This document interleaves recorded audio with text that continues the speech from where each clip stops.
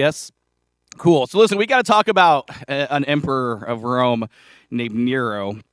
If you're not a big, history person, or you haven't heard me preach about this anytime over the last 17 years, Nero's a big deal. And we can talk about Nero forever. Like, he's just one of those guys who is, he's really notorious. He's really infamous. He's just one of these people that in history is, kind of, there's a lot you could say about him. So we just need to get kind of the Reader's Digest version of who Nero is. So I'll just tell you this story. Nero came to power in 54 AD, and he got to be the emperor of Rome because his mom poisoned the other one. That's just what it was. He didn't become king on his own. He became king because his mom was real murdery. And so he takes over in 54 AD, and of course his mom's the one who put him there. So his mom has a lot of say in what happens because she didn't put her son on the throne because she wanted her son to rule. That's not how that worked. She put her son on the throne so she could rule through him. And Nero did that for 5 years. It was basically the reign of Nero's mom. And so 59 AD comes along, and he says, it'd be cool if I got to be king, actually king. So he killed his mom. So that's cool. That's Nero in a nutshell, right? Like he is an overgrown man-child. He is not responsible. He's extremely young. He doesn't really know what he's doing. He got put there because of dubious reasons. But then once he was there, he was a man with power and absolutely no moral center whatsoever. All Nero really wanted was just to hang out and go watch the games and drink a lot and stuff. But that's all he wanted to do. He didn't really want to rule, but he was kind of stuck in that position. And all of this leads to, very famously, in 64 AD, a fire happens in Rome. And it's not a little fire.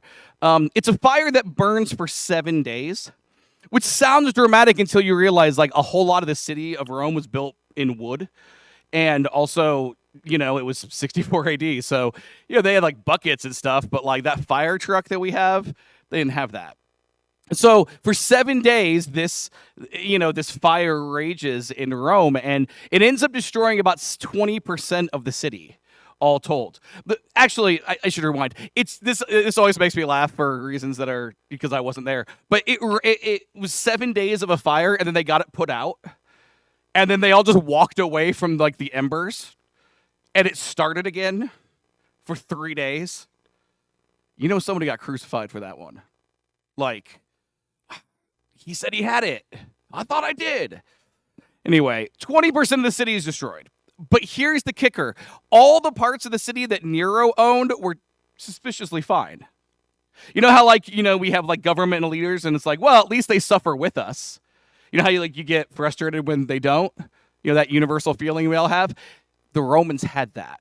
Because they looked around and said, the city is being destroyed, and Nero, it didn't impact him. He didn't lose anything. He didn't lose a home. He didn't lose. In fact, it seems like he actually benefited from it because there were folks that he was arguing with about, land and property, and their property was destroyed now, and he could come in and build his own stuff. It actually sort of seemed like maybe he started it. And so everybody thought that maybe Nero started the fire. And so he needed something to deflect from that information because I understand people thought he was God in the flesh. I understand that, he's the emperor, but it's still the largest empire on earth. There's still a lot of powerful people in Rome. And if, you're going to walk around and burn 20% of the city, you're going to have some enemies. And so Nero needed to come up with a group of people that he could scapegoat and blame for all of his problems. And he found the Christians. Right? This event, Nero persecuting the church, becomes one of the most important moments in world history, if you think about it. I mean, look, Christianity is the largest religion in the world. In 64 AD, it was not. It was a small little cult, okay? It was, relatively small. I mean, Rome's got over 1 million people in it. So, that means 10,000, 50, I don't know. There's thousands. Where you measure it in the thousands in a place with millions. And so for the church to grow where it grew, there needed to be something to make it grow. And this persecution made it grow. And the reason is because anytime you just start slaughtering people for no reason, it doesn't matter who those people are. It makes them sort of sympathetic. The Christians don't begin sympathetic. Everybody thinks they're strange. We read about in history, but it's hard for us to fathom. Like, imagine if there was this weird religion that just started like 10 years ago, and it just showed up in your city, like at that point, or 20 years ago, it shows up. 20 years ago, this new religion shows up, and these people, they do just the opposite of everything that we as Americans do. We would, make up stories about them. There would be rumors, and that happened. The early church was told, people said that they were cannibals. We just took communion. They're eating Jesus' body and blood. Oh, it's cannibalism. It sounds like an 80s mom just taking the tiny little thing and blowing it up and then going on the news. Or they said they practice incest. Because, they called each other, brothers and sisters in Christ, even the married ones. So, the brothers and sisters were married. It sounds absurd. Obviously, it's a metaphor. But, they were different. They were weird. People didn't think that they were talking in metaphor. So then, they also only worship one God. And this is hard for us to believe in our society because, in our society, more and more people are leaning into not being religious. But in the ancient world, everybody leaned into being wildly religious. The more gods, the better. The more religion, the better. The more piety, the better. And so Christians, they said they were atheists because they only worshiped one God. Everybody else worships just dozens of them.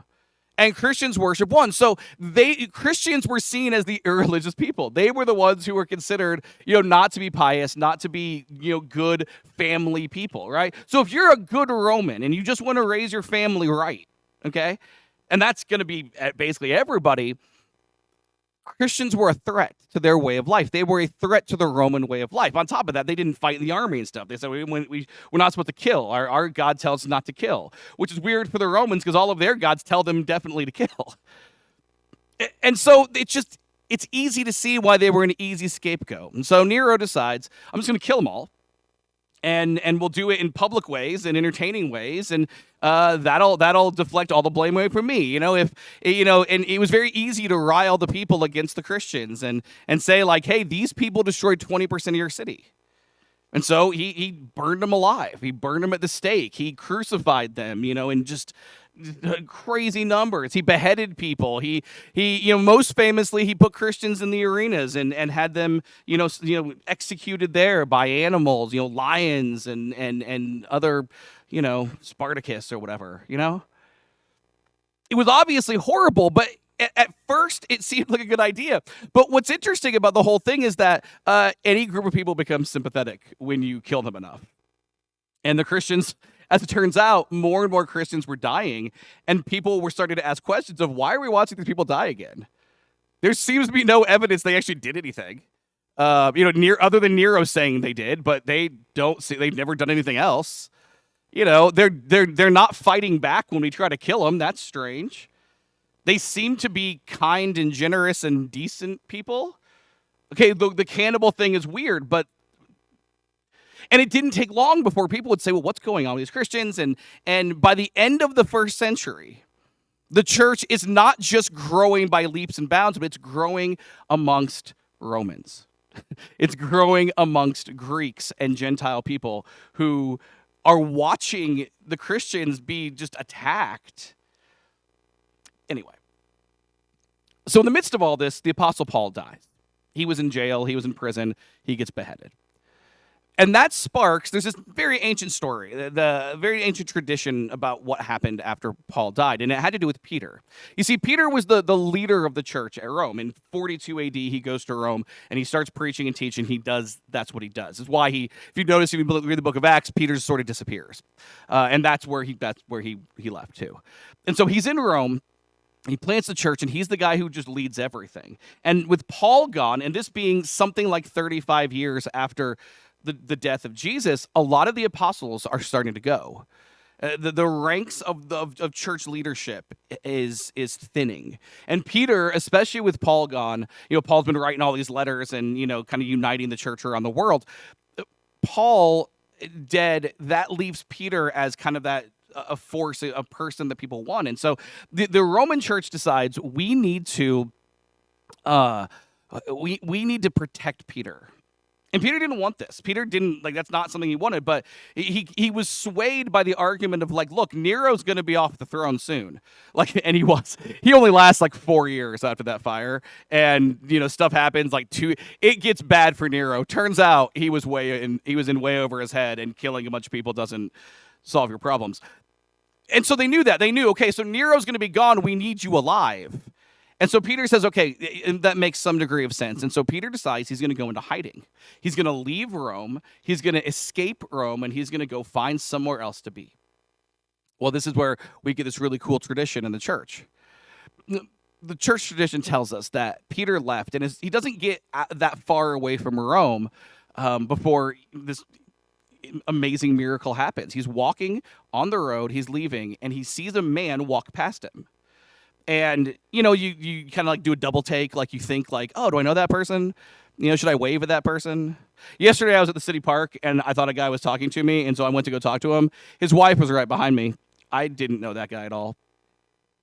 You don't want to do that. That was horrible and awkward. And I just stood there and he just looked at me. And if that man visits church one of these days, I'm just going to walk. I'm just going to leave. I can't face that man ever again. Like, I can't face him again. Just so you know, it's like, well, Drew left. It was that guy. He showed up. Anyway, it's kind of one of those situations where, like, you think you know him and you don't want to be Drew, and so you don't say hi right away. And as the guy gets past, Peter thinks, man, I think that oddly was somebody I know. And he goes to catch up with him, and he realizes it's Jesus. And Jesus walking towards Rome. And Peter, of course, he's asking, what's going on? But he says, well, where are you going? And Jesus tells him, I'm going to Rome to be crucified. Where are you going? And Peter understood it was a metaphor. He wasn't supposed to escape. He was supposed to stay in Rome. And so everybody else takes off and leaves. The rest of the church leadership leaves, and Peter goes back and is eventually crucified, and Jesus crucified with him. That's the persecution of Rome. In Rome, by Nero, Peter dies, Paul dies. Massive, maybe the most important event for church growth in church history. And in the midst of that persecution, the Apostle Peter writes a letter to the church worldwide from Rome. Like, he is like, like ground zero, the eye of the storm. And so he's writing to everyone around and saying, hey, this is kind of what we're learning. And this is something we read from the book of 1 Peter. It's in our Bible. Peter writes this, and he tells us, this is an interesting phrase. This is what we read in 1 Peter chapter 5. He says, so humble yourselves under the mighty power of God, and at the right time he will lift you up in honor. Give all your worries and cares to God, for he cares about you. Stay alert. Watch out for your great enemy, the devil. He prowls around like a roaring lion, looking for someone to devour. Stand firm against him and be strong in your faith. Remember that your family of believers all over the world is going through the same kind of suffering you are. It's interesting because we know that Peter wrote this from Rome. We know when he wrote it. And we know that he's referencing Rome. That lion talk is certainly, it's not subtle for him to be talking about like the lions of the arena. And so he's clearly talking about Roman persecution, but Peter, interestingly enough, says it's not the Romans that we're worried about. The Romans aren't even the ones doing this. Our enemy is Satan. Satan is the one in charge. He's the one doing this stuff.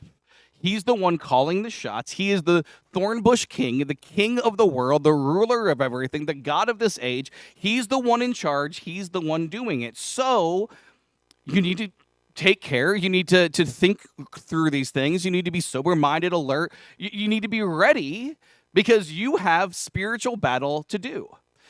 I think this is incredible because when you think about, for Peter, the battle for him was not Nero crucifying him. The battle was, am I going to stay? It was a spiritual fight amongst, with himself. Am I going to stay here and, potentially die for my faith? Or will I escape and, not die for my faith? I mean, the battle, the struggle to figure out what it was God wanted him to do, that was in the midst of a spiritual situation, a personal situation. So Peter looks at this whole thing and says, Rome's not the problem, Satan's the problem. And because of that, he says our faith needs to be in God. And he says something that I think is really, really important for us to see. He says, give all your worries and cares to God, for he cares about you. Here's what I love about that. Peter is assuming that you have worries and cares to give to God. And I think it's important for us to say, because see, the Bible is filled with all these times when we're told not to be afraid. And we always take that to be like, oh, that means we should never be afraid of anything. Like Christianity is supposed to be like those 90s shirts that said, no fear. You guys remember that? It was like the guy who dies with the most toys, died with toys. There was a toy shirt. I don't remember. I've been trying to think of what that was. I thought maybe it would come to me if I just started the sentence. It didn't. There it is. Did you have that shirt? Okay, well, a bunch of enough people did. I'm sorry. I just insulted you so much, didn't I'm so sorry. I didn't. Anyway, that's not. I don't think that's what it's supposed to be. Think about what it would be like if you actually had no fear. If you actually had no fears, right? Then you would just marry the first person you married. You dated. Like you date a person, you're like, I'm gonna marry that person because you have no fear of what your life might look like if you don't, if you do that. Or like if you had no fear, you would just spend all of your money now. Just don't worry about saving. Don't worry about the future. Like I'm not afraid of tomorrow. It'll be like there's a level of fear of not eating tomorrow that makes you not just blow all your money. There's a lot of examples of this, but the fact is, like, if you don't have fear, like, I don't know what you're feeling when you drive by a cop and you're going 78 and a 70, and you're like, all right, somebody told me that 10 is the line. You guys all heard that? That like you can drive 9 over and you're cool, but if you get to 10 over, they'll pull you over. You've heard 5?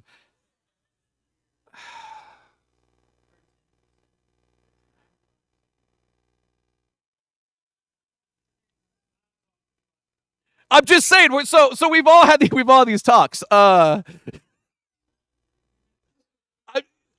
point is, we all know because we're all by what we think is going to happen. We're all measuring like, okay, because we're afraid of a ticket. Like this is just. You should have fear, okay? Fear is that thing that it showed up in people because, we used to live in caves and there used to be like saber-toothed tigers and stuff. And so like we learned to be afraid of the thing that'll rip your face off. And that's good. I'm really glad that our ancestors did that because that means they didn't all get eaten and then we all got born. And so the thing is, I love that Peter is assuming like, well, there's stuff to worry about. There's stuff to be afraid of. There's stuff, you have some stuff. For him, he's living in a world where a crazy emperor is killing the church for his own political reasons. There's a lot to be afraid of. But the fact is, I think that we need to get to a healthier relationship with fear and anxiety and worries and the future and everything else, because at the end of the day, that no fear mentality is not a great way to approach things. And in fact, we see this in the book of Judges. We started 4 weeks ago talking about a guy by the name of Gideon, and we never told his story. So let's talk about the story of Gideon. Gideon was a man who was afraid of everything and his own shadow. He was just skittish. He was just so scared. But the fact of the matter is Gideon got that way honestly. Gideon lived during a time when it was potentially even worse than living in the Roman Empire as a Christian, because there was this group of people called the Midianites.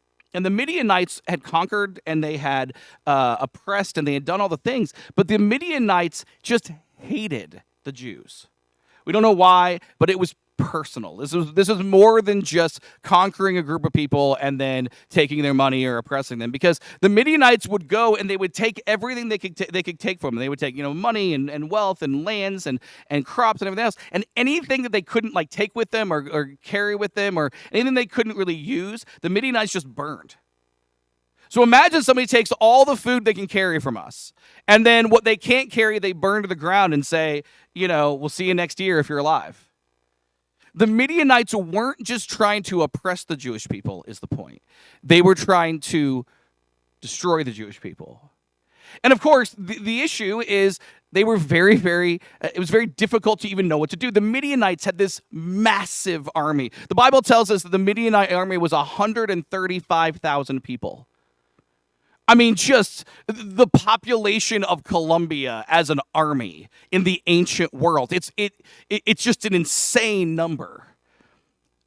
Nobody could fight against that at that time in history. Nobody could push back against that. And so the Jews were just kind of stuck, just hopeful that the Midianites, would miss enough of their crops to, for people to survive.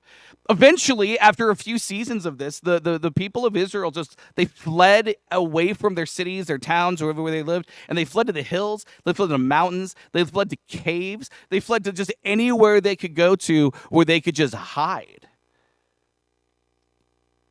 And still the Midianites came and took what they had. And so after, again, several years of this, the people of Israel were just terrified. But their fears were well-grounded. If there's anything to be afraid of, it's starving. It's a very real fear. If you don't eat, you will die. And if the Midianites are out here destroying all their food, it's going to be really hard for them to eat. So whatever food they could get, they would immediately try to just hide and hoard. And you can imagine the mindset of the Jewish people now. And you can imagine how they feel about God. Now, this whole time we've been talking about how, all of these things happen because the people of Israel have turned their backs on God. And, there'll be a long time where you'll have peace, and then the people of Israel forget the lessons of the past generations, and they'll absolutely, they'll sin, and they'll turn away from God, and then bad things happen, and it's a cycle. But one of the things that we should understand is that the people generally didn't think that. Most people don't wake up one day and say, I'm going to do things that are going to make the creator of the universe mad at me, so that way, we'll be conquered by somebody else. Nobody does that. They didn't know what they were doing. They should have known. I'm not absolving them. I'm just saying, they didn't know. And so there's a lot of confusion amongst the people of Israel now about who God is and what he's doing. And there were some people at that point who were sort of pro-God, who were saying, hey, God delivered us from Egypt. God brought us to the promised land. We have all these other judges, all these other people who have won. God's not going to let us be destroyed by the people of Midian. But then other people were sort of skeptics. They were questioning that. Look, maybe God did that stuff before, but he's not here now. We're all starving. And so it's a difficult time. Everybody's afraid. Everybody's lashing out. Everybody's dividing into camps. It's a whole thing. And so God raises a judge, and his name is Gideon. And when we meet Gideon, he is literally hiding in a wine press, just basically hiding in a box like a cat, just trying desperately for somebody to not see him. And this angel of the Lord shows up, and he tells him, hey, mighty warrior, you're going to do some great stuff for God. And Gideon doesn't say things like, oh no, I'm afraid. Like you see sometimes when people talk to the angel, or, oh, no, he says. Gideon turns to the angel and is like, God? What are you talking about, God? God doesn't care about us. Maybe he used to, but God doesn't care at all about us at all. I've been living that God doesn't care about us for the last years. That was Gideon. Gideon was a guy who didn't believe in God at this point for reasons that you and I could very easily understand. So the angel comes to Gideon. And he tells him, hey, look, this is the situation. And Gideon, the story of Gideon is there's a few stories, there's a few incidences, but they all kind of, for a while, they all boil down to this. Gideon asks God, are you sure? God says, I want you to do this. And then he's like, are you sure? And he's like, I need you to do this. Are you sure? He kept asking for signs and tests. And he's like, okay, God, if you'll show me this, then I'll know. If you do this for me, then I'll know. If you do that for me, then I'll know. If you do this, Gideon he's just not buying it. He is skeptical through and through. But it's really important to understand that you would have been too. Gideon had no reason to believe anything. And if nothing else, he was hungry. And that messes with any of our emotions.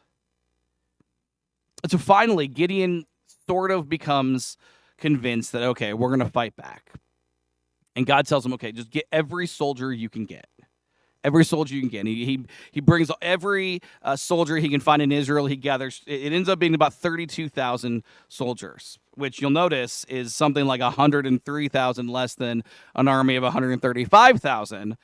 But Gideon's like, okay, I've heard the stories of the past. I've heard about what God did to the Egyptians. I've heard about the various battles that God has won. 32,000, 135,000. That's like 4.5 to 1 or something. You know, people, we can do that. God can do that. So they kind of all gather. And God tells Gideon, he's like, look, that's too many. I need you to understand that I'm going to win this fight, not you. So you have too many soldiers, and besides, most of them don't really want to be here. So here's what I need you to do. I need you to go make an announcement. No judgment. You can go home if you want. Like, it's not desertion. It's not treason. I promise you, you can go home to your families and nobody will judge you. Nobody will think anything of you and you can go home. Now, by the way, this part of the story is interesting to me because social pressure exists and it blows my mind that anyone went home under those terms. That's the level of fear that these people had towards the Midianites. It overrode the social pressure of dudes not wanting to look weak in front of other dudes. Do you have any idea what dudes will do to not look weak in front of other dudes? I have stories, but I realize they're probably not appropriate for a sermon. So, most of them involve food and pain. It doesn't matter. The point is, dudes will do a lot to not look, like a pansy in front of another dude. So you got 32,000 troops, and he's like, look, you can go home if you want. 22,000 of them left. And said, all right, cool. I'd actually like to not die at the hands of the Midianites. That's amazing. That's the grip that they had on him. And so there's 10,000 left. And so Gideon's like, okay, that's not good. Now we're at 13 people for every one of us. That's not good. And God says, yeah, here's the thing. I really don't want you thinking you're winning this. So we're going to put together this really funny arbitrary test about how people drink water in a river. I don't even know how many. It's going to be great. Let's just see. You get these guys, but not those guys. And so he tells everybody, okay, go drink in the water. And the specifics aren't important. This is what's important. At the end of it, 300 dudes drank water the way God wanted. And that's all he got. This is like the beginning of like one of those reality cooking shows where it's like you can only cook with your left hand with an oven mitt on it. That's it, like, now give me a beef Wellington in 16 minutes. And then when they give you close to that, the judges are going to be like, it's not beef Wellington-y enough. You guys have not watched these shows, have you? Okay. All right.